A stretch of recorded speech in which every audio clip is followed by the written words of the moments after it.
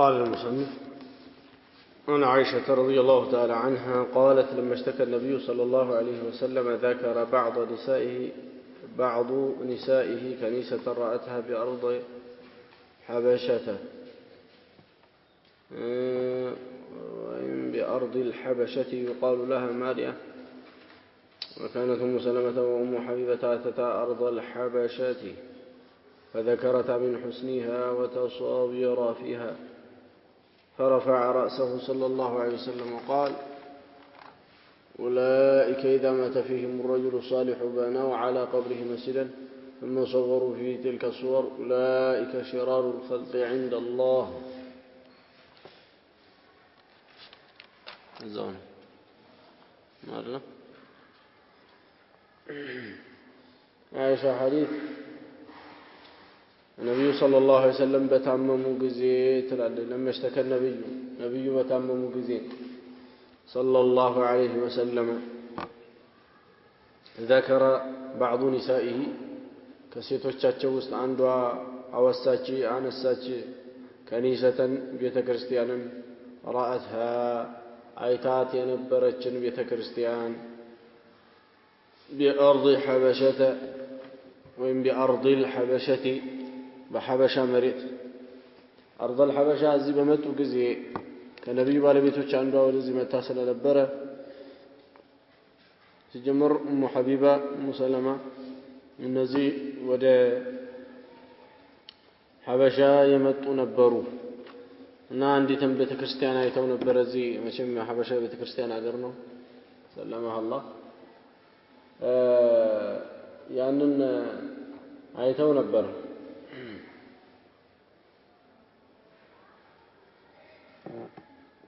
አይተው የነበሩትን ቤተክርስቲያን ለነብዩ ሰለላሁ ዐለይሂ ወሰለም ነገሯቸው። ታመው እሳቸው ህመም ላይ በነበሩበት ጊዜ يقال لها ማሪያ ያቺ ቤተክርስቲያን ማሪያ ትባል ነበር። እነሱ ማሪያ አሏት እንጂ ማርያም ቤተክርስቲያን ነው ይሄ ይታወቃል። ጽዮን ቤተክርስቲያን ወይ ማርያም ቤተክርስቲያን ተብሎ የሚታወቀው ይሄ በአክሱም ሀገር ያለ ትልቅ ቤተክርስቲያን ነው። እስከዛሬ ድረስ ያለ ነው። وكانت أم سلمة أم حبيبة نبروا أتتا أرض الحبشة متوا نبر بشاقر متوا نبر فذكرتا من حسنها وتصوير فيها فذكرتا نقروا لنبي صلى الله عليه وسلم من حسنها يبت كريستيانون أسرار يزت معمارون يأمر لكم يا بيت كريستيان انديت اندو ትልቅ አድርገው ሰርተውታል። እንዴት አሳምረው ሰርተውታል። በጊዜው በነበረው ስልጣኔ ጥሩ ውበት ባለው መልክ ተሰርቶ ስለነበረ ያንን አነሱና አወሩ ሴቶቹ። እናም وتصاوير فيها ሚለው وذكرتا تصاوير فيها ውስጡ ያለውንም ምስሎች እንደዚህ ያለኩ ምስል አየን። አንዱ ገብርኤል አንዱ እንትና እየተባለ እንግዲህ ውስጡ ተሳስሎ የተቀመጠ የተለያዩ ምስሎችን አይተዋል። ያንን እንግዲህ አይተናል ብለው ነብዩ ሰለላሁ ዐለይሂ ወሰለም ታመው ባሉበት ያንን አንስተው እንግዲህ ሴቶቹ አወሩ። እዚህ ጊዜ ፈረፋ ራሰሁ ነብዩ ሰለላሁ ዐለይሂ ወሰለም ራሳቸውን ቀና አደረጉና ያመማቸው وقال ብለዋሉ ኡላኢከ እነዚያኮ አሉ اذا مات فيهم الرجل الصالح ጻድቅ የሆነ ሰው ጥሩ ሰው በመሐከላቸው ሲሞት በነው على قبره مسجدا መስገጃ ስፍራ እዛው አካባቢ ይሰራሉ። መስጊድ ይሰሩበታል። እዛው መስገጃ ማምለኪያ ብለው ይሰራሉ። ثم صوروا فيه تلك الصور ከዛም እንደዛ ያሉ እናንተ ያያችኋቸው አይነት ምስሎችን ይስላሉ ያስቀምጣሉ። أولئك شرار الخلق عند الله ታዲያ እንደዚህ ያሉ ሰዎች ከአላህ ዘንድ በጣም ክፉዎችና ሸረኞች ማለት እነዚህ ናቸው። አላህን Subhanahu Wa Ta'ala ተተው ፈጣሪያቸውን አምላካቸውን አንድየ ጌታቸውን ተተው ለፍጡር የሚያጎበድዱና ምስሎችን የሚያመልኩ ሰዎች እነዚህ በተለይ በቀብር ዙሪያ ላይ ያው ቀብር አምላኪ የሆኑ ሰዎች እነዚህ በጣም መጥፎ ሸራሩል ኸልቅ ናቸው ማለት ነብዩ ሰለላሁ ዐለይሂ ወሰለም ተናገሩ ማለት ነው። አሁን ታዲያ ነገሩ እንደ ዳዴ እየሄደ ማለት ነው። እንደ ህፃን ልጅ ወደ የተመጣ ይሄ ነገር ወደ ሙስሊሙ ዓለም መጣ። ቀስ እያለ መጥቶ ዛሬ ሙስሊም ከምንላቸው ሰዎች ውስጥ እንኳን ቀብር ለማምለክ ትግል የሚያደርጉን ሰዎች አሉ ማለት ነው ሱብሃንአላህ አልዓዚም እና የትልቅ አሳፋሪ የሆነ አንድ ሙስሊም ነኝ ብሎ ከሚል ሰው የማይጠበቅ ነው በርግጥ አንድ ሰው ሙስሊም ነኝ ስላለ ሳይሆን እስልምናው በሱ ላይ ተንጸባርቆ ሲታይ ነው ሙስሊም ነው ተብሎ የሚፈረደው እንጂ ብዙ ሙናፊቆች በነብዩም ዘመን ሙስሊም ነን ብለው ነበር ነገር ግን አልሆኑም ቁርአን እየወረደ ነበር እነሱ ሙስሊም ስላለመሆናቸው ማለት ነው በተገሉ እዚህ ላይ የተጠቀሰው ኪታቡል ጀናኢዝ ላይ ሊጠቀስ የተፈለገበት በቀብር አካባቢ ላይ ወይም ደግሞ ቀብር ላይ መስጂድ አይሰራም ማምለኪያ ስፍራ ፍጹም አይቻልም ማለት እዚህ ነው ሸሪዓተል እስላም ቀብርና መስጊዶች እንዲለያዩ በጣም ይፈልጋል ማለት ነው ለያይቷል ነጣጥሏል ይሄንን መስጂድና ቀብርን ያያያዙ ሰዎች ዛሬም ከሽርክ ሊላቀቁ አልቻሉም ዛሬም በየስፍራው የምናየው መስጂድን ወይም መስገጃ የአምልኮ ስፍራን ከመካነ መቃብራቸው ያልነጠሉ ሰዎች ከአላህ ውጪ ያሉ አካላትን ከማምለክ አልወዘኑም ማለት ነው በቤተ ክርስቲያን አካባቢ ያሉትም ይሆኑ ቤተ ኸልዋ ብለው መስጊድ ብለው የሰሩ ሰዎችም ቢሆኑ ከዚህ አልተረፉም ዞሮ እንዲህ ያለው ነገር እንደማይቻል ከዚህ እንወስዳለን ቀብር ላይ መስጊድ አይገነባም ቀብርን መስጊድ አድርጎ መያዝ በሁለት ይከፈላል አንደኛው መስጊድ ብሎ ሰርቶ ግድግዳ ማቆም ጣራ መምታት የመሰለ ነው ይሄ መስጊድ ብሎ ማቋቋም የሆነ ነገር ፍጹም የተከለከለ حرام ነው ሁለተኛው ደግሞ ይሄንን ባያደርግ እንኳን የተለያዩ ዒባዳዎችን ለመስራት ቀብር ጋር ሄዶ ቀብር ጋር አላህ እኮ ይቀበለኛል ብሎ ቀብር ላይ መስገድ ቀብር ላይ ማረድ የተለያዩ ሆኖ ቁርአን ምናምን ለመቅራት መሞከር ይሄ ሁሉ የማይቻል ነው ማለት ነው ቀብርን መስጊድ አድርጎ መያዝ አይቻልም ነብዩ ሰለላሁ ዐለይሂ ወሰለም ቀብር ሳይሆን ቤት ውስጥ እንዲቀራ ምናምን لا تجعلوا بيوتكم مقابر ቤቶቻችሁን መቃብር አታርጓቸው መቃብር አታርጓቸው ማለት ቅሩባቸው መቃብር ላይ ነው የማይቀራው ኩማታቸው ነው ነብዩ ሰለላሁ ዐለይሂ ወሰለም መቃብር ላይ አይቀራም ቅሩባቸው አንድ ሰው አላህ Subhanahu Wa Ta'ala የተለያዩ ሆነ ቁርአን አንቀጾችን ያወረደው እሱ ቤት ሲሆን በተለያየ ነገር ቢዚ እንዲሆን በወሬ በመን በጫቱ በመኑ ቢዚ እንዲሆንና ከዛ በኋላ ደግሞ ሰው ሲሞት እየሄደ የሰው ቀብር እያስተጓጎለ ያሲን እያለ እንዲጮህ አይደለም አልሙሂም ይሄንን ዝብርቅርቅ ያለባቸው አንዳንድ ሰዎች አሉ ቁርአን ለምን እንደመጣ የማያውቁ ሰዎች ማለት ነው የቁርአንን መልእክት ያልተረዱ አሉ ቁርአን ለዚሁ ዓላማ ብቻ የወረደ የሚመስላቸው በጣም ብዙዎች አሉ ቁርአንን የሆነ የቄሶች ፍትሃት አድርገው ያዙ ማለት ነው እና እንደዚህ ያለው ከባድ ወንጀል ነው የተከለከለ ነው በሸሪዓ ማለት ነው ቁርአን እያንዳንዱ ሙስሊም አላህን የሚያመልክበት የአላህ ቃል ነው አላህን Subhanahu Wa Ta'ala በየሶላቱ እየሰገደበት አላህን የሚያመልክበት ቁርአን ቀርቶ የሚያመልክበት ቁጭ ብሎ ተምሮት አላህን የሚያመልክበት እንዲህ ነው እንጂ የለቅሶ ቤት ወሬ ማሞቂያ አይደለም ማለት ነው ቁርአን تحريم البناء على القبور ቀብሮች ላይ መገንባት ፍጹም የተከለከለ ነው من وسائل الشرك ነው የሽርክ መዳረሻ አንዱ መስመር ቀብር ላይ መገንባት ነው ለመጀመሪያ ጊዜ ሽርክ የሚባል በአላህ ላይ ማጋራት የሚባል ነገር አሃዳዊነት ጠፍቶ ሰዎች ወደ ሽርክ ረመጥ የገቡት የመጀመሪያ ወደዚህ ችግር ላይ ሊጠለፉበት የቻሉ ዋና ምክንያት ቢኖር ቀብር ላይ የታለፈ ድንበር ማለፍ ነው ቀብር ላይ የታለፈ ድንበር ማለፍ ነው ከምስሎች ጋር የተያያዘ ጉዳይም ነው ለዚህም እዚህ ሐዲስ ላይ ሁለቱም ተነቅፈዋል ቀብር ላይ መገንባትም ተከልክሏል ተነቅፏል በቀብሮች ጉዳይ ድንበር እንዳይታለፍ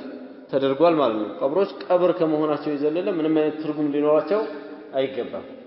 እንደ ቀብርነታቸው ልናከብራቸው ይገባል የሰው ሬሳን ነው በውስጣቸው ያቀፉትና ይህ ሰው በህይወት እንዳለው ዛሬም ቢሆን ጀሰዱ ነው ያለውና ሰውነቱ ነው ያለውና ሊከበር ይገባል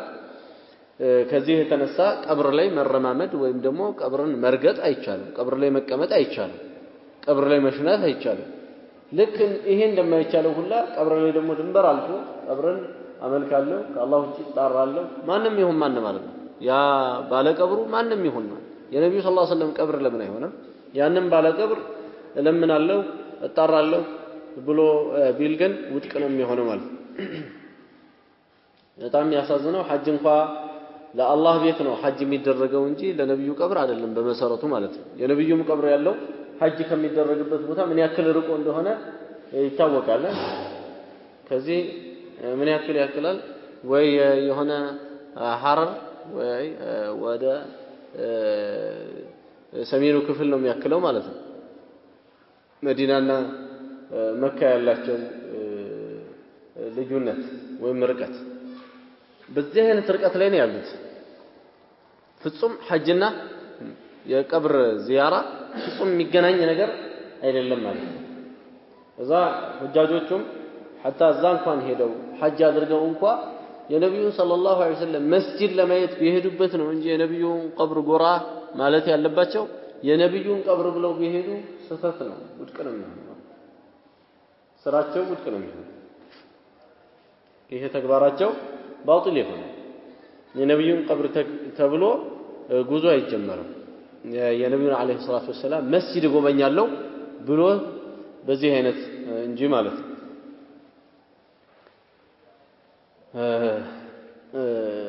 ታዲያ በዚህ ሐዲስ ላይ ሁለቱም ተወግዞ እናገኛለን አንደኛ አልቢና አልቁቡር ሁለተኛ ደግሞ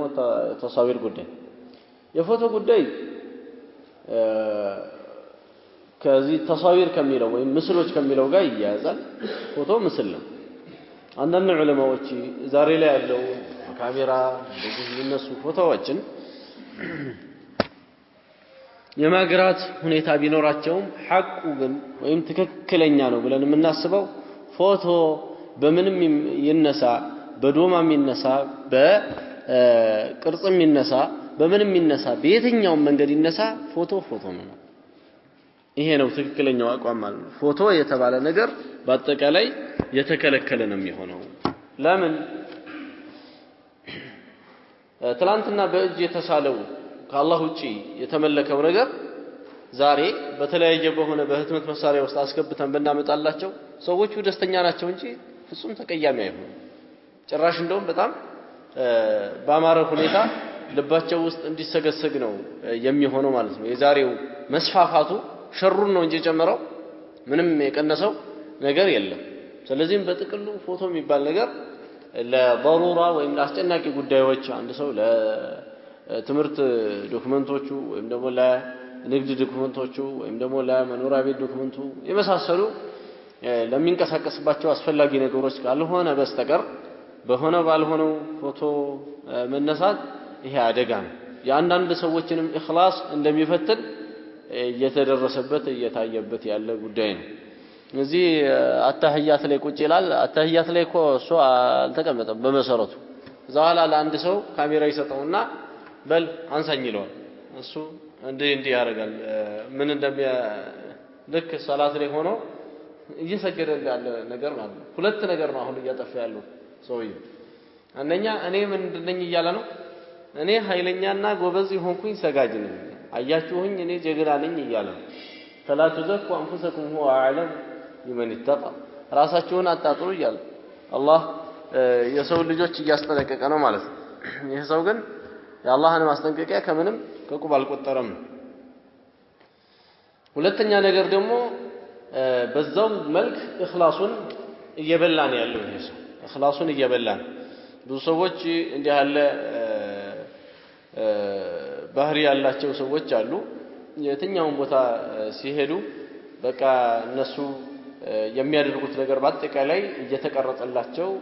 አንቱ እንዲባሉ የሚፈልጉ ብዙዎች አሉ እነዚህ ከአላህ ዘንድ ምንም የሌላቸው መሆናቸው እዚህ ዱንያ ላይ ተነግሯቸዋል ከንቱ ልፋት ነው ማለት ነው ስለዚህ አንድ ሰው ከመታወቅ ይልቅ አለመታወቅን ነው መምረጥ ያለበት ሲጀመርም ከዚህ በፊት የነበሩ ሰለፎች የምንላቸው ወይም ቀደምት የምንላቸው ህዝቦች ካኑ اذا علموا استتروا واذا استتروا طلبوا واذا طلبوا ፈሩ መጀመሪያ ዲንን ያውቃሉ ሲያውቁ ሰው ሁላ እንደሚያውቁ ያውቅና እነሱን ፍለጋ ቤታቸው ድረስ ይመጣል ቤታቸው ድረስ እየመጣ ሲፈልጋቸው ሰው መጣብኝ ብለው ሰው ይሸሻሉ ሰው እየሸሹ ነው የሚሞቱት አንዳንዱ ሰው እየሸሹ ሰው ምን ስለሚያደርግ የሰው ኢኽላስ ስለሚያጠፋ ነው የሰው ዒባዳ ስለሚያጠፋ ወይሱል ቀርን የሚባለው ለክ መዲና መጣ ነብዩ ሰለላሁ ዐለይሂ ወሰለም ወይሱል ቀርን የሚባል ከየመን የሚመጣ አንድ ሰው አለ እሱ ሱሐባ አይደለም በመሰረቱ ታቢዒ ነው ሱሐቦቹን አገኘ እንጂ ነብዩን አለይሂ ሰላቱ ወሰለም አላገኛቸው ግን ነብዩ ሰለላሁ ዐለይሂ ወሰለም አላህ አሳውቋቸዋል ይሄ ወይሱል ቀርን የሚባል ሰው እንዳለ ይሄ ሰው ትልቅ የሆነ የአላህ ወዳጅ ነበር አላህን የሚፈራ ሰው ነበር በዚህም እንግዲህ ነብዩ ሰለላሁ ዐለይሂ ወሰለም ወህይ ወርዶላቸው ልክ ነጃሺ ሲሞት መዲና ላይ እንዳሰገዱት ቢጤ ማለት ነው ይሄ ሰው የመን ላይ እንዲህ ያለ ሰው አላሉ ወይሱል ቀርን ይባላል እናት አለችው በእናቱ በጣም ሙህሲንና በጣም ባርድ የሆነ ሰው ነው ለእናቱ መልካም የሆነ ሰው ነው ምልክቱ ለምጥ ነበረበት ለምጡ ሁላ ለቆት የአንድ ሳንቲም ያክል ብቻ ቀርቷል ብለው ነብዩ ሰለላሁ ዐለይሂ ወሰለም ተናግረዋል ነብዩ ካለፉ በኋላ ዑመር ዘመን ላይ እሱ ብቅ አለ መዲና አፈፋሩት አንተ ነህ ወይሱል ቀርን አንተ ነህ አዎ ማን ነገረህ አለ የነገሩኝ ነብዩ ሰለላሁ ዐለይሂ ወሰለም ናቸው እንዲህ ባህሪ ያለበት ሰው ይመጣል ብለው አሉትና ዑመር በል እንግዲህ ዱዓ አድርጉልኝ ነብዩ ሰለላሁ ዐለይሂ ወሰለም ካገኛችሁ ዱዓ አስደርጉት ብለው ስለነበር ማለት በል ዱዓ አድርግልኝ አሉት ዱዓ አደረገላቸው ከዛ በኋላ ተሰጠረ የት እንደገባጣ ያ ምንድነው ሰዎች ይፈቱልኛል ዛሬ ደግሞ ብቅ ትንሽ እንኳን የምታውቅ ብቅ ትላለህ ከዛ በኋላ እዩኝ ነው ከዛ በኋላ እዩኝ ነው በቃ እኔ አውቄያለሁ ትንሽ ተምሬያለሁ በየቦታው የሱን ትምህርት ማሰራጨት ይፈልጋል ማለት ነው ስንት ዓሊም እያለ ያንን ዓሊም መጋበዝ ትቶ እኔ ላስተምር ይላል ዓሊም የሆነ ሰው እያለ ተነስቼ ልናገር ይላል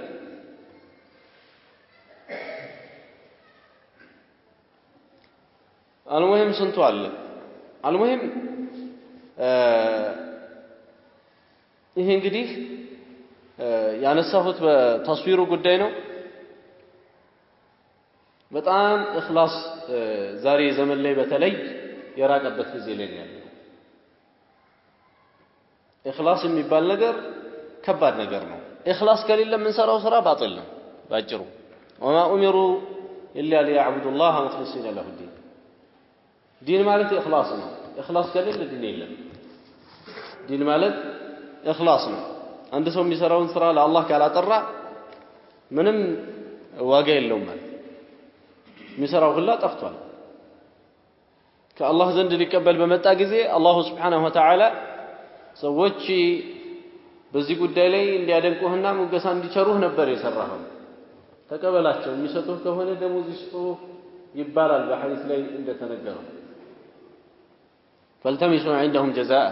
እነሱ ዘንድ ምን እንዳፈልጉ እኔ ዘንድ የላችሁም ይላቸዋል አላህ ኢኽላስ ለሌላቸው ሰዎች ማለት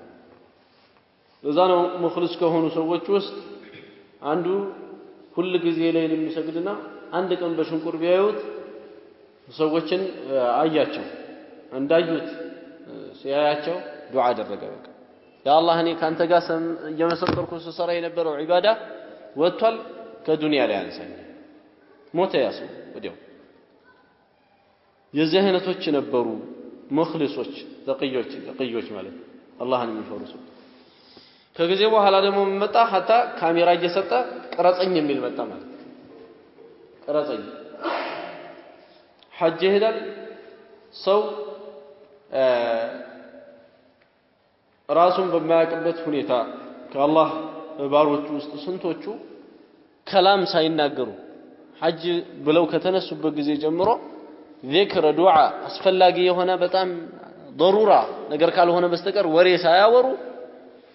በዚክር በዱዓ በለቅሶ ብቻ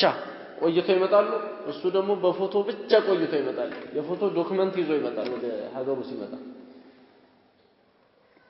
ይሄ እንግዲህ ከእኽላስ መበላሸት ነው ዛሬ ላይ እያንዳንዳችን ከራሲ ጀምሮ ነው የምናገረው እኽላስ የሚባል ነገር ልናውቀው ይገባል የተረሳ ነገር ነው ሰዎች ስራ ይሰራሉ እኽላስ የላቸውም ስራ ይሰራሉ እኽላስ የላቸውም ለዚህ ነው ምን ይባላል ሰዎች በአጠቃላይ ጠፊ ናቸው ሰሪዎች ሲቀሩ ሰሪዎች በአጠቃላይ ጠፊ ናቸው ሙኽሊሶች ሲቀሩ መስራትም ዋጋ የለውም እኽላስ ከሌለ ሙኽሊስ ነኝ ብሎ ደግሞ ሰውየው ባዶ ቢቀመጥ ያለ ስራው ጀነት አይገባም እና ለምን ሰራው ለየትኛውም ነገር እያንዳንዲቱ እንቅስቃሴ ላይ ቁርአን ቀራ አንድ ሰው ሲቀራ ኢኽላስ ነው ለዛ ነው የኛ ስራ ሙስሚር ያልሆነው ይላል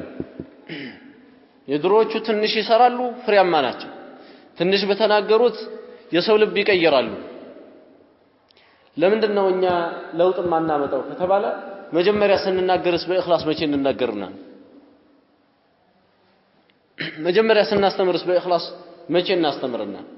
መጀመሪያ ስንማርስ በኢኽላስ መቼ እንማርና ስለዚህ ከዚህ ካልሆነ አስተሳሰብ ወይም ካልሆነ ንያ የመነጫ አካሄድ ነው ነገሮችን የሚያበላሽው ማለት ነው ትንሽ ሰርተው ብዙ ሰመራ የሚያገኙት በኢኽላስ ሰበብ ነው ከዚህ በፊት የነበሩት ማለት ነው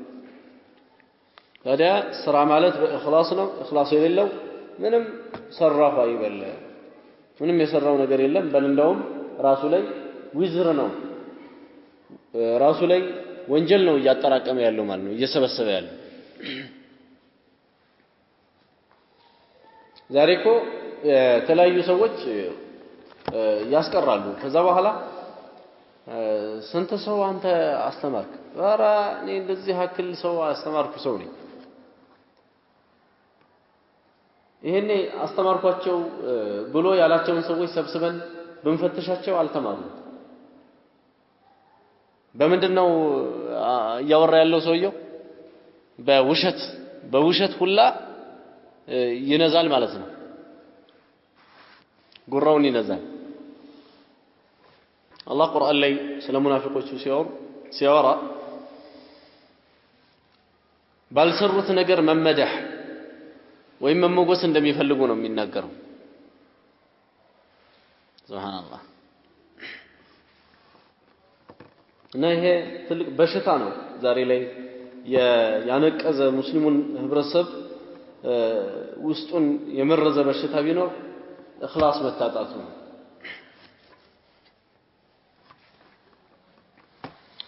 እዚህ ሐዲስ ላይ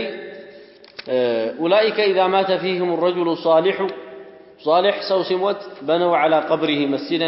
مسجد لا يقنبالو ثم صوروا فيه تلك الصور كذا من نزيهن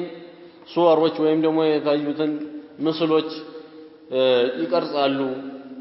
ያደርጋሉ ብለው ነብዩ ሰለላሁ ዐለይሂ ወሰለም ተናግረዋል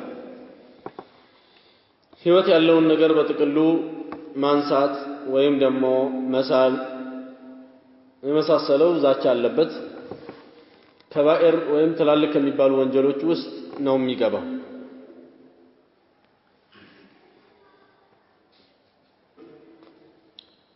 ከሰው ሁሉ ሸረኛ የሚባሉት ቀብር አምላኪ ሰዎች ወይም ደግሞ ቀብር ላይ አላህን እናመልካለን ብለው መስጂድ የሚገነቡ ሰዎች አላህን እንኳን ቢያመልኩ ቀብር ላይ መስጂድ የሚሰሩ ሰዎች ከሰዎች ውስጥ ሸረኞች መሆናቸውን ከዚህ ሐዲስ እንረዳለን ነብዩ ሰለላሁ ዐለይሂ ወሰለም ኡላኢከ ሸራሩል ኸልቂ ዐንደላህ እነዚህ ከአላህ ዘንድ ሸረኛ የሆኑ ሰዎች ናቸው ብለው ስለተናገሩ ማለት ነው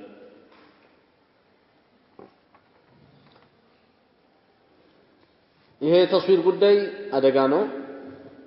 ተስዊር ሰዎችን ለአደጋ ይጋብዛቸዋል እንዲሳነፉ ያደርጋቸዋል ሙሐረማት ላይ እንዲገቡ ያደርጋቸዋል ሽርክ ላይ እንዲወድቁ ያደርጋቸዋል ብዙ ጉዳጉድ ነው በውስጥ ያዘው ማለት ነው ስለዚህ ተስዊር በየትኛው መልኩ መልካምነት የለውም ኢላ ለضروره او لحاجه كبرى ከተጠቀምነው እንጂ أنا عائشة رضي الله تعالى عنها قالت قال رسول الله صلى الله عليه وسلم في مرضه الذي لم يقم منه عائشة الله ملكان سواء إلا تنا نبي صلى الله عليه وسلم كسب القوم بت بهنا بتعمم بت أننا كسب القوم بت مموس بلاوال تلالت كسب القوم بت مالت ملسوا للناس بت يالشالو بزاو يموتوا بت بهنا هم ما تجوز هناو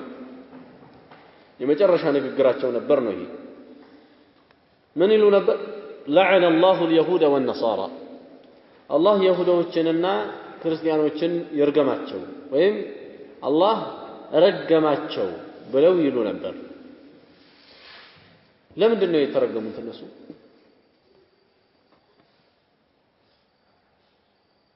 ከሌሎቹ እነሱ አይሻሉም ነበር ቢያንስ እኮ ከሰማይ የወረደ ኪታብ ሹብሃ አላቸው ለምን ተረገሙ ከተባለ اتخذوا قبور انبيائهم مساجد የአንቢያዎቻቸውን ወይም የነቢያቶቻቸውን ቀብር መስጂድ አድርገው በመያዛቸው ሰበብ መስገጃ ስፍራ አድርገው በመያዛቸው ሰበብ በአንድ ቦታ ላይ እንደሚለው ወሷሊሂም ይላል የመልካም ሰዎቻቸውን መካነ መቃብር ይላል ስለዚህ መካነ መቃብር መስጂድ ተደርጎ አያዝም በውስጡ ማይሰገድም قالت عائشة من قالت ولولا ذلك لأبرز قبره ይህም ባይሆን ኖሮ የተፈርቶ ነው እንጂ ቀብራቸው እሳቸውም ግልጽ ይወጣ ነበር غير انه خشي ان يتخذ مسجدا مسجد ተደርጎ ይያዛል ተብሎ ተፈርቶ እንጂ በላለች እንግዲህ አንድ ነገር ብዙ ምክንያቶች ይኖሩታል ከምክንያቶች ውስጥ አንዱን ከመጥቀስ አንፃር ነው እንጂ ብቸኛው ምክንያት አይደለም ከዚህ የበለጠው ትልቁ ምክንያት በሐዲስ ላይ ነብዩ ሰለላሁ ዐለይሂ ወሰለም እያንዳንዱ ነብይ የሞተበት ቦታ ነው መቀበር ያለበት የሚል የአላህ ትእዛዝ ስላለ ይሄንን ደግሞ አቡበክር ረዲየላሁ ዐንሁ ከነብዩ ሰለላሁ ዐለይሂ ወሰለም ሰምተዋል እያንዳንዱ ነብይ የሞተበት ቦታ ነው መቀበር ያለበት ስለዚህ ነብዩ ዐለይሂ ሰላቱ ወሰለም የሞቱት የአይሻ ቤት ውስጥ ስለነበረ እዛው የሞቱበት ፍራሽ ተነስቶ ነው የተቀበሩት ማለት ነው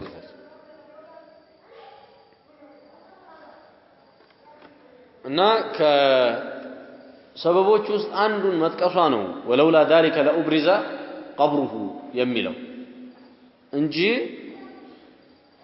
ይሄ ብቻ ነው ሰበቡ ማለት አይደለም የፈለገችው እዚህ ጋር ምን ብላ ነበር እሷ ይሄ ተፈርቶ ነው እንጂማ ማለትም በነብዩ ቀብር ላይ ሰዎች ድንበር ያልፋሉ ተብሎ ነው እንጂ ሷሃቦቹ ይሄንን ፈርተው ነው እንጂ ውጪ ቀብሯቸው ነበር አለች ይሄ ማለቷ ይሄ ብቸኛ ምክንያት እንዳይመስለን ከዚህ አሁን እሷ ካለችው ምክንያት የበለጠ ሐዲሱ መኖሩ ነው ትልቁ ምክንያት ከዛ ይሄኛውም እንደ ምክንያት ይሆናል የነብዩ ሰለላሁ ዐለይሂ ወሰለም ቀብር አሁን በመስጂድ ተካቦ ነው ያለው በመስጂድ ተካቦ ነው ያለው የነብዩ መስጂድ አለይሂ ሰላቱ ወሰለም መጀመሪያ የነበረበት ይዘት አነስተኛ ነበር ከጎኑ የእሳቸው መኖሪያ ቤት ነበር መኖሪያ ቤታቸው ውስጥ ሲቀበሩ መስጂዱን ማስፋት የፈለጉ ሰዎች ሲያሰፉ የነበረው የመጀመሪያዎቹ ቀብሩ በሌለበት አቅጣጫ እያደረጉ ነበር ከጊዜ በኋላ ከንጉሶች አንዱ መጣና ዑለሞችንም ሳያማክር መስጊዱን አሰፋው ሲያሰፋው ቀብሩ ወዳለበትም አሰፋው ቀብሩ ወዳለበትም አሰፋው ሲያሰፋው መስጂዱ ቀብሩን አልፎ ሄዷል አልሙሂም ኢብኑ ቀይም ረሂመሁላህ አላሁ ሱብሓነሁ ወተዓላ ጠበቃቸውና በሶስት ግድግዳዎች አጠራቸው ብለው ያሉበት አለ ሶስት ግድግዳ አለ የነብዩን ቀብር ለመከለል የተሰራ ማለት ነው በዛይነም መስጂዱ ጥሶ ሄዷል አሁን እና ይሄንን ታሪኩን ማያውቁ ሰዎች ከስር መሰረቱ ያልተረዱ ሰዎች የተለያየ መስጂድ ላይ ለሚያደርጉት እነሱ ቀብርን መስጂድ ውስጥ ለመክተት ወይም ደግሞ መስጂድን ቀብር ላይ ለማስገባት ካላቸው ፍቅር ይሄንን እንደ ማስረጃ አድርገው ሲጎትቱ ይታያል። ይሄ ጭራሽ አይሆንም። ታሪኩ ራሱ መልስ ይሰጥበታል ነው። ከዛ በላይ ደግሞ ነብዩ ሰለላሁ ዐለይሂ ወሰለም በየሐዲሱ አስጠንቅቀው አይደለም ወይ? ነገር ግን ያው ልቡ ላይ ዝገትና በሽታ ያለበት ሰው ሁሌ የሚፈልገው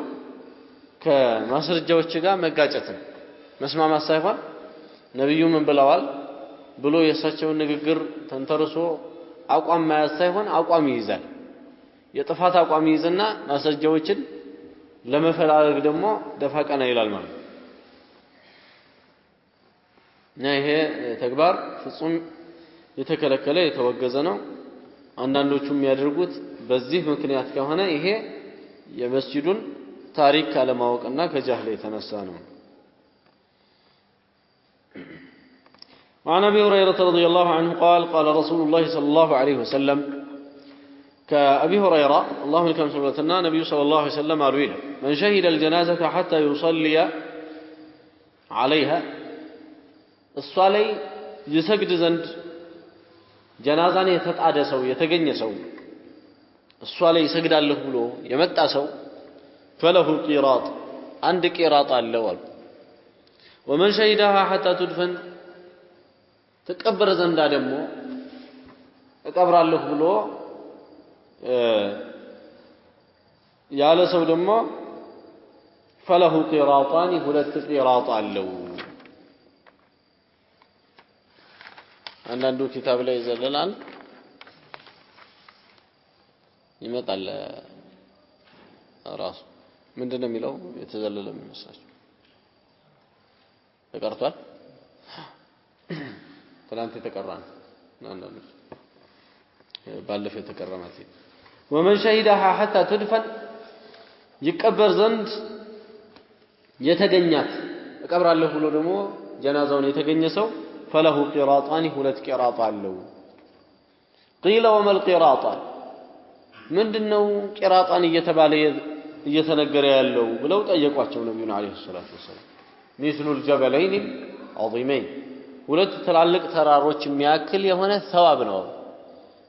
ስለዚህ እነዚህን ሰዋቦች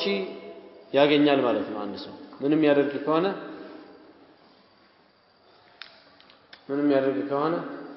ሶላትም ሰግዶ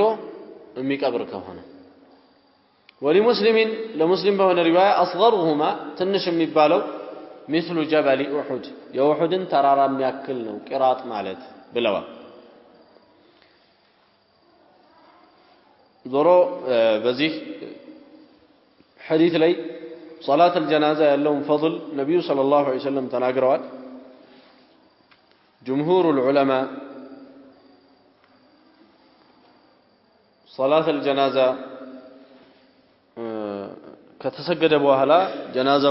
سيوسد ومن موزاو لمسجد اللي هون يشلال الزاو دمو مسجد بتم كوانا ميدا ورزا كوانا مالك إذا سيهدو ከፊት ለፊት መሄዱ በላጭ ነው ይላሉ። ከፊት ለፊት መሄዱ በላጭ ነው ይላሉ። ابن المنذر ثبت أن النبي صلى الله عليه وسلم وأبا بكر وعمر رضي الله عنهما كانوا يمشون أمام الجنازة. النبي صلى الله عليه وسلم أبو بكر وعمر كجنازة في اللفت هنا جنازهم كهلا يازو سوتش يكتلالو كفيت يهدو البريد ሌሎቹ ዑለማዎች ደግሞ ከኋላ ይከተል ብለዋል። ዞሮ ዞሮ ከፊትም ከኋላም ቢኮን ችግር የለም። ነገር ግን ሸኘ በሚባል ቀድር ነው መሆን ያለበት እንጂ ከዚህ አሁን ሰውየው ሄዶ እዛ ቢጠብቅ ሸኛ ይባል ሐቂቀታ ከዚህ ሄደ ሰውየው ሄዶ ጠበቀ እዛ ቆሞ ይሄ ሸኛ አይባል። ምናልባት ቀበረ ሊባል ይችላል እዛው ሰላለና ሲቀበር ሻሂድ ስለሆነ ማለት እንጂ ሸኛ አይባል። ሸኛ የሚባለው አብሮ ከጀናዛው ጋር ወይ ከፊት ሆኖ ወይ ከኋላ ሆኖ መጓዝ የቻለ እንደሆነ እንደዚህ ሀገር መስቀልቅሎ የወጣ ሀገር አላየውም በዚህ በጀናዛ ጉዳይ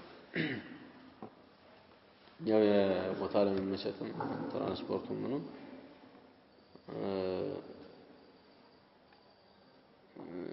አመሳቅሎታል እንዴት እንደሚደረግም አላውቅም እንዳጠይቁኝ ማለት ነው እንዴት ይደረጋል እንዴት እንደሚደረግም አላውቅም ነገር ግን መስቀልቅል ብሏል ጀናዛው ወይ ይሄዳል ሰው ከኋላ ይመጣል ወይ ደግሞ ጀናዛው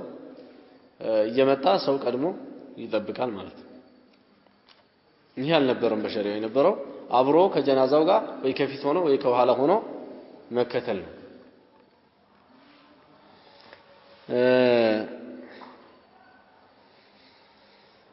ቀባሪው መቼ ነው መመለስ ያለበት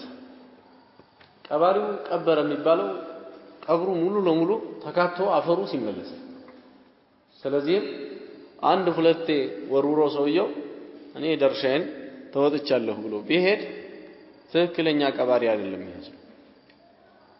ትክክለኛ ቀባሪ አይደለም ማለት እስከሚያልቅ ድረስ የቆየ ነው ትክክለኛ ቀባሪ ሊሆን የሚችለው እዚህ ነው ነብዩ ሰለላሁ ዐለይሂ ወሰለም ልክ እንዳለቀ ምን ይሉ ነበር استغفروا لاخيكم ለወንድማችሁ استغفار አድርጉለት اللهم اغفر له ብላችሁ ጠይቁለት ይሉ ነበር واسالوا له التثبيت الله ያጽናው ብላችሁም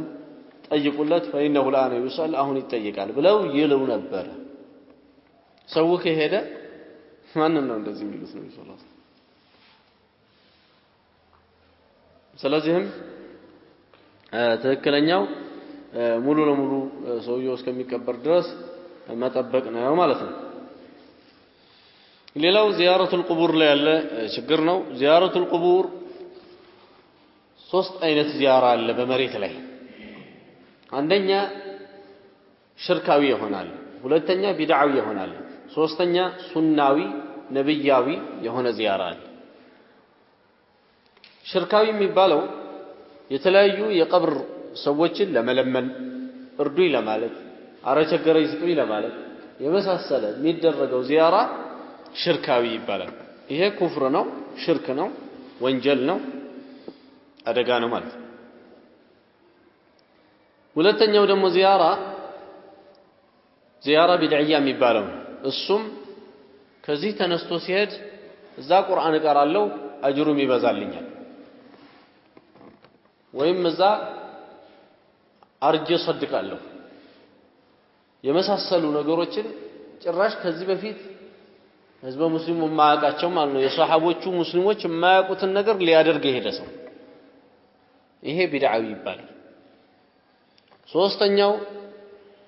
ዚያራ አንድ ሰው አኺራን ለማስታወስና ዱንያን ደግሞ ልኳኩ ይሄ ነው ትላንትና ከኔ ጋር ተናጥቆ ሲበላ ሰው የነበረው ሰው ይሄው እዚሁ መሬት ነው ዓሊሙም እዚሁ ተኝቷል ጃሂል የተባለው እዚሁ ተኝቷል የተማረ የተባለው እዚሁ ተጋድሞ አልተማረም ተብሎ ደግሞ ከሰዎች ዘንድ ሲተችና በንቀት ሲታይ የነበረውም ይሄው ከጎኑ ነው የተኛው የተማረው አልቀረ ያልተማረው አልቀረ ዓሊም አልቀረ ሰዎች ዘንድ የተከበረ አልቀረ ሰዎች ዘንድ የተናቀ አልተቀረ ትንሽ አልቀረም ትልቅ አልቀረም ሴት አልቀረም ወንድ አልቀረም ስልጣን የነበረው ያልነበረው ይሄ ሁሉ እዚህ ተረፍርፎ ሲያይ ራሱን እኔም እኮ ነገ ይሄ ነው ብሎ ይመከርበት ዘንድ ይሄ ነው ነብያዊ ዚያራ ይሄንን ያደረገ ጊዜ ትክክለኛ ዚያራ አግኝቷል አንድ ሰው ይመነዳበታል ይሄ ዚያራ ታዲያ አካባቢው ያለው ቀብር አይበቃም እንዴ ይሄን ዚያራ ለማድረግ እዚሁ ያለው ቀብር አይበቃም ከዚህ ባሌ መሄድ አለበት ለዚህኛው ዚያራ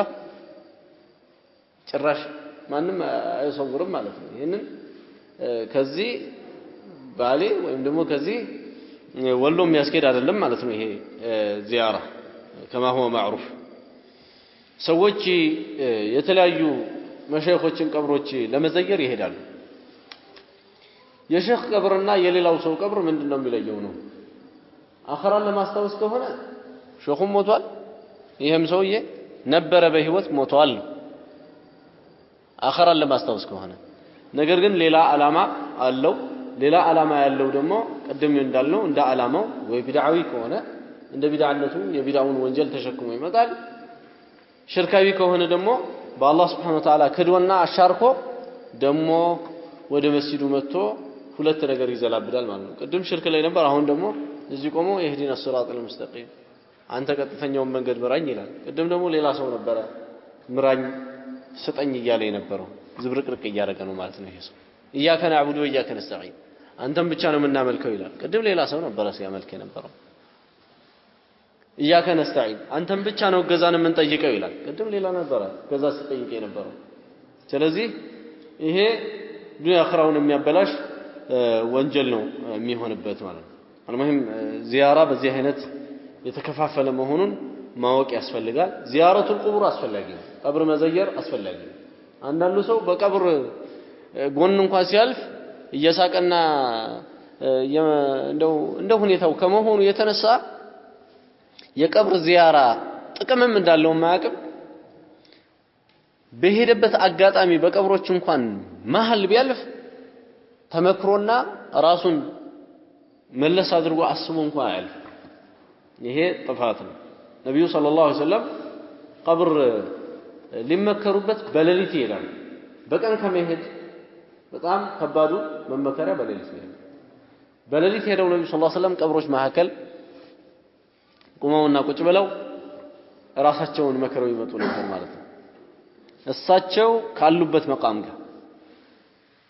አላህ Subhanahu Wa Ta'ala ጀነትን አስገብቶ አስጎብኝቷቸው ሲያበቃ ኢኒ ረአይቱ አልጀነተ ብለው ተናገረው ማለት ነው እንዲሁም ደግሞ እሳትንም አላህ Subhanahu Wa Ta'ala አቅርቦና አጉልቶ ውስጡ ያሉትን ሰዎች ወይም የሚሆኑትን ሰዎች እንዳሉ አድርጎ አላህ Subhanahu Wa Ta'ala ከማሳየቱ ጋር ማለት እናም ዚያረቱል ቁቡር አስፈላጊ ነው ምን በሆነ መልኩ ሱናውን በተጠበቀ መልኩ የነብዩን አለይሂ ሰላቱ ወሰለም ፋና በተጠበቀ መልኩ ለዚህም ነው ከሰለፎቹ ውስጥ ምን ይሉ ነበር እኔ ከነዚህ ሰዎች ጋር ነው መሆን የምፈልገው ብለው ቀብር ዚያራ የሚሄዱ ሰዎች ነበሩ እነዚህ ሰዎች አብሬያቸው በሆን ይመክሩኛል ዞር ብዬ ደግሞ በመጣ አያሙኝም እነዚህ የቀብር ሰዎች አብሬያቸው በሆን ይመክሩኛል ዞር ብዬ ደግሞ ወደ ቤቴ በመጣ አያሙኝ የዱንያ ሰው ደግሞ አብረው ስትሆን ለህው ነው ትንሽ የቁም ነገር ካለው ለህው ነው ምንም ቁም ነገር ካጣ ደግሞ የህፃን ልጅ ለዒብ ይሆናል ከለህውም በታች ማለት ነው ለዚህ ነው አላህ ዱንያን ለዒብና ለህው ብሎ ጨዋታና ዛዛታ ቢሉ የገለጻት ማለት ነው ዱንያ ማለት ሐያቷ ይሄ አልሙሂም አንድ ሰው በዚህ አይነት ራሱን መምከር ይገባዋል እንጂ ዝም ብሎ እንዲቀራ ስላልሆነ ነው በደንብ የሸረፍኩት ይሄን አካባቢ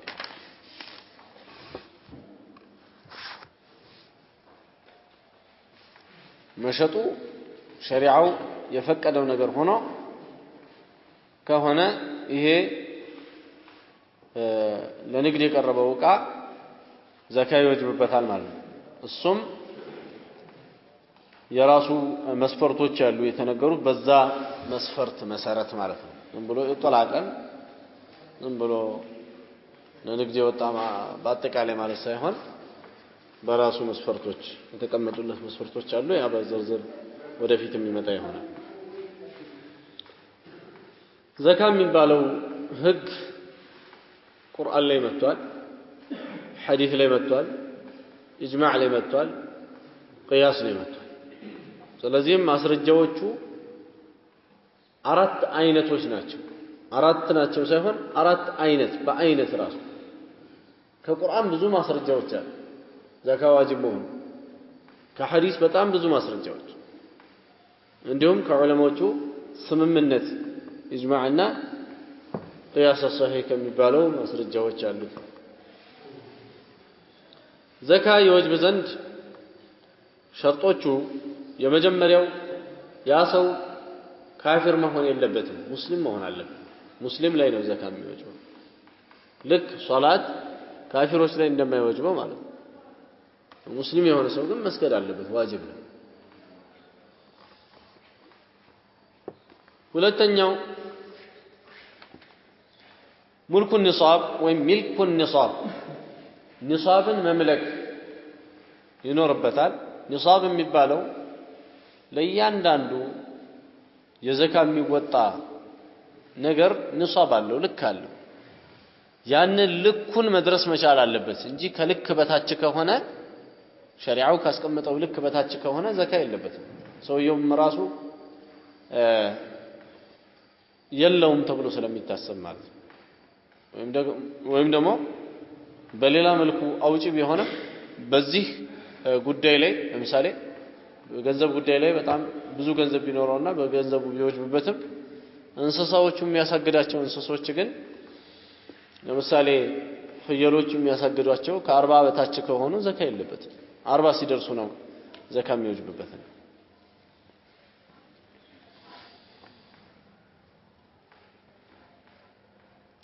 ስለዚህ ኒሳብን ወይም ደግሞ ልክን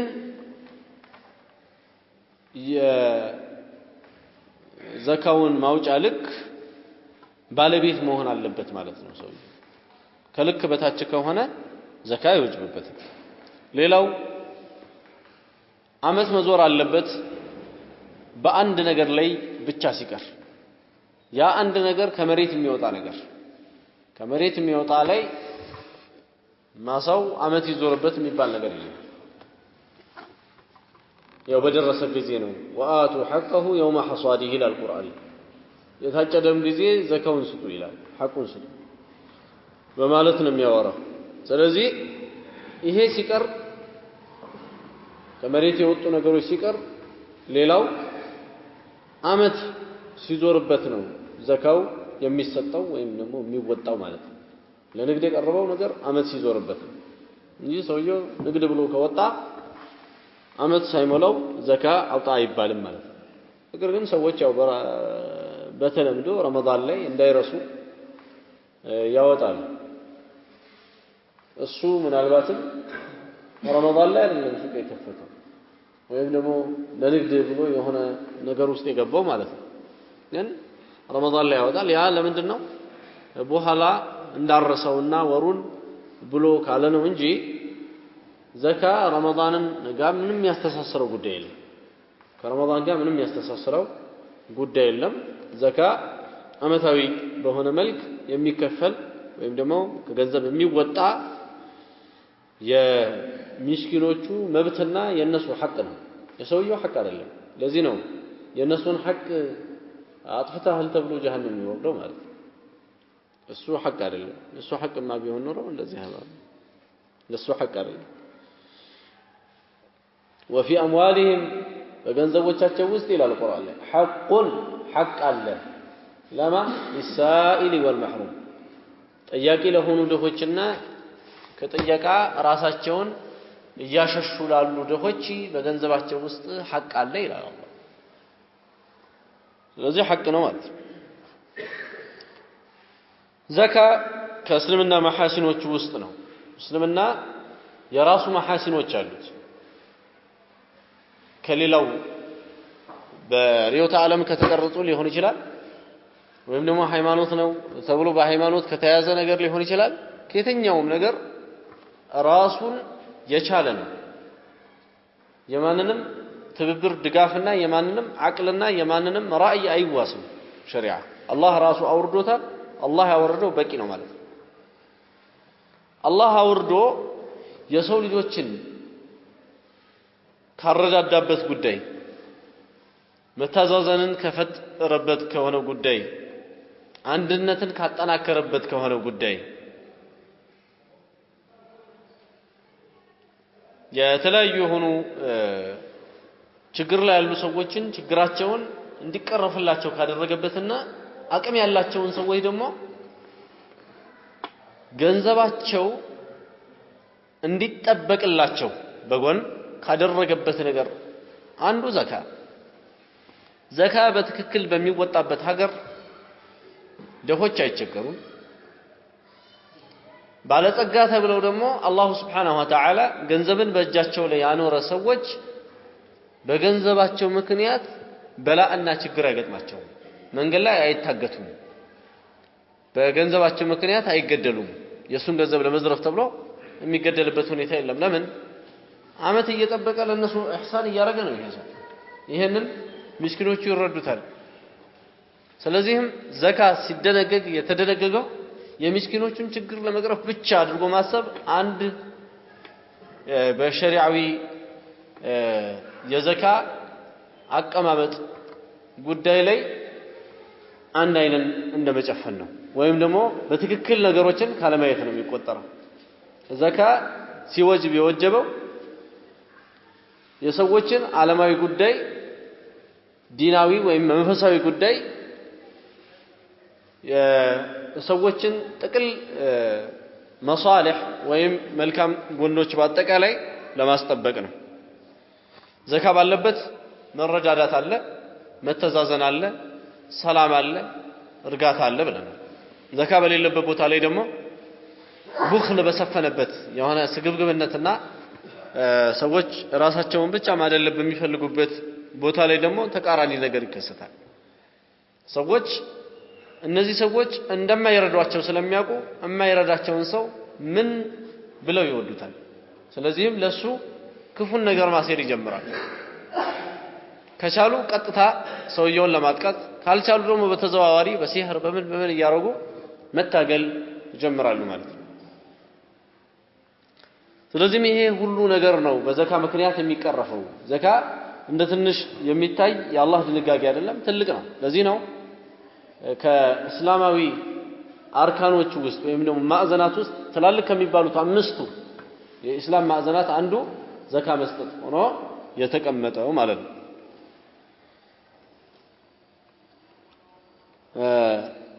ዲናዊ ጉዳዩን ስናይ አንድ ሰው ስነ ምግባሩን ያጠራል ዘካ ራሱ ቃሉ ዘካ ማለት በአረብኛ ማጥራት ማለት ነው ስለዚህም ሰውየውን ከመጥፎ ጸባይ ያጠራዋል ዘካ የሚሰጥ ሰው እየጠራ ይሄዳል መጀመሪያ የሚጸዳው እሱ ነው ከገንዘቡ ይልቅ እሱ ይጸዳል አንድ ሰው ደግሞ ከጸዳበት ሁላ ትልቁ በሳሙና ታጥቦ መጽዳቱ ሳይሆን ውስጡን ማጽዳቱ ለዚህ ነው ሰለፎቹ ለውስጣቸው ከመጨነቃቸው የተነሳ ከዚህ በፊት የነበሩት ትውልዶች ምን ይሉ ነበር እንደው ወንጀል ቢሸት ኖሮ ማንንም የሚቀርበኝ የለም ነበር ይሉ ነበር ሰዎችን ከወንጀል እንዲርቁና ወንጀልን እንዲጠነቀቁ ወይም ደግሞ ከወንጀል እንዲጸዱ ካላቸው ፍላጎት ማለት ነው አሁን ትልቁ ቆሻሻ ነገር ወንጀል ነው ከዚህ ያጸዳል ሰዎችን ከዛ ውስጥ ደግሞ ዋነኛው ቡኽል ወይም ደግሞ ስስታምነት ወይም ንፉገኝነት የሚሉት ባህሪ ቆሻሻ ነው الله سبحانه وتعالى ومن يوق شح نفسه فاولئك هم المفلحون የውስጡን ስግብግብነትና ስስታምነት የተጠበቀ ሰው እነሱ ናቸው ፈላህ የሚወጡት በማለት ቁርአን ላይ ተናግሯል ስለዚህም ከዚህ አይነት ቆሻሻ ስነ ምግባር ሰውየውን ያጠራዋል መስጠትን ይለምዳል በዋጅብ ስጥ ተብሎ የተገደደው ሰው በዋጅብ በመስጠት ሌላም እኮ እየጨመርኩኝ ብሰጥ ምስኪኖችን እረዳለሁ እኔም ደግሞ ከአላህ ዘንድ ሐሰናን አገኛለሁ እያለ እንዲል ልቡን ይከፍትለታል ማለት ነው ሌላው በሰዎች መካከል ያለውን የገንዘብ መሽከርከር ሂደት ያስተካክላል ይሄ እንግዲህ ትላልቅ የሚባሉ የዓለማችን ሰዎች የዓለምን ኢኮኖሚ ለማስተካከል ብዙ ጥረት ያደርጋሉ ማለት ነው እናም ፍጹም ከማይቻሉ ነገሮች ውስጥ حتى የዋጋ ገደብ እያወጡ ራሱ ለማስተካከል ጥረት ይደረጋል የሰዎችን የኑሮ ሁኔታ ማለት ነው እሱ የሰዎች የኑሮ ሁኔታ በአላህ እጅ ከመሆኑ የተነሳ ማንንም ገድቦና አቅቦ ሊይዘው አይችልም እየናረ ሊሄድ ይችላል ጭራሽ ለዚህ ነው ነብዩ ሰለላሁ ዐለይሂ ወሰለም በዘመናቸው የእቃዎች መወደድ ተከሰተና ነብዩ ጋር መተው ለእቃዎች ተመን ይውጣልን የአላህ መልእክተኛ አሏቸው እዚህ ጊዜ ነብዩ ሰለላሁ ዐለይሂ ወሰለም ኢነ አላህ ሁወል ሙሰዒር እቃዎችን ተመን የሚያወጣው አላህ ነው አሉ ስለዚህ ወደ አላህ ጩሁ አሏቸው ዘካ አላቸው ከምንላቸው ሰዎች እጅ ገንዘቡ እየተሽከረከረ ወደ ድሆች እንዲገባ መንገድን ይከፍታል በዚህ የተነሳ የገንዘብ መሽከርከር ሲኖር ደግሞ ሰዎች በዱንያ ላይ ያላቸው እድገት እየጨመረ ይሄዳል እዚህ ነው በኹለፋዎቹ ዘመን በጣም ዘካ ከመሰጠቱ የተነሳ የሚደረገው ጠፍቶ ለአዋፋት እንዲሰጥ ለእንስሶች እንዲሰጥ ተደርጓል የሚወስድ ጠፍቶ ማለት ነው ህዝቡ በአጠቃላይ ህዝበ ሙስሊሙ ሀብቶና ከብሮ ማለት ነው የተለያየ የሆነ ጋኖች ይቀመጡና እነዛ ጋኖች በወተትና በቅቤ እንዲሞሉ ይደረግና ሁላችሁም የፈለጋችሁትን ያክል እየሄዳችሁ ቅዱ ወይም ደግሞ ከዛ ወሰዱ እየተባለ የሚባልበት ዘመን አልፏል ያ ሁሉ የተፈጠረውና ይሄን ያክል ሰላም ይሄን ያክል ኒዕማ እንዲኖር የሆነው በእስላም በፈጠረው ይሄ እስልምና ምንለው ሃይማኖት በፈጠረው የመተሳሰብ አቅጣጫ ነው የዘካ አቅጣጫ ነው ስለዚህ ይሄ ትልቅ የሆነ ጉዳይ ያለው በሰዎች ጸጥታ ዙሪያ ትልቅ ሚና ይጫወታል የሰዎችን ማህበራዊ ጉዳይ ያስተካክላል የሰዎችን ኢኮኖሚ ያስተካክላል የሰዎችን ማንነት ውስጥን ያስተካክላል ዘካ ሁሉንም ነገሮች በአጠቃላይ የሚያስተካክል ትልቅ የአላህ Subhanahu Wa Ta'ala የቀረጸው ደንብና ህግ ነው ማለት ነው هذا وصلى الله وسلم وبارك على نبينا محمد وعلى آله وصحبه أجمعين